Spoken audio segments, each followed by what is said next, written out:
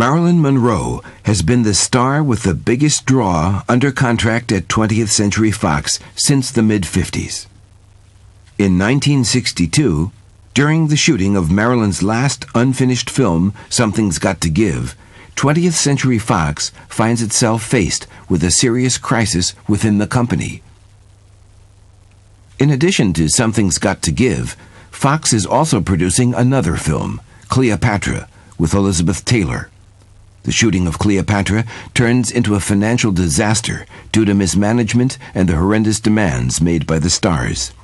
Fox is forced to sell off portions of studio property to avoid insolvency. Marilyn's film, which has a relatively modest budget, becomes more expensive due to Marilyn's constant illness-related absences. Meanwhile, Fox management is in the midst of a bitter power struggle. A scapegoat is needed for the bad planning. Marilyn Monroe is then fired on June 8th for breach of contract shortly after her 36th birthday. But a few days before her death, she is put back under contract. The reason? Fox had taken out 2 insurance policies worth millions to cover Marilyn at the beginning of the film's shooting. A life insurance policy and a high-risk insurance policy in case the production of Something's Got to Give is canceled should the star be injured or die. Fox is the beneficiary in both cases, but the insurance policies will only be paid out if Marilyn is under contract to Fox.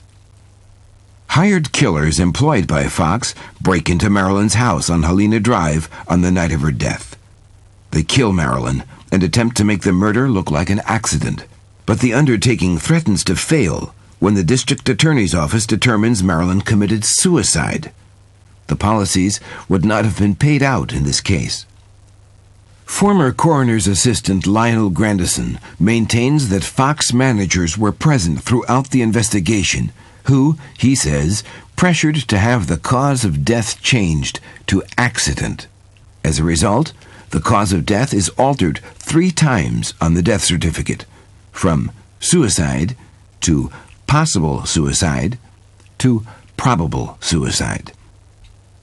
It is certain that both Fox managers Johnny Campbell and Frank Neal were present on the night in question, along with studio security forces. Is their presence proof of Fox murder plans? Or were they only there to cover up any traces of a relationship between Marilyn Monroe and Robert Kennedy?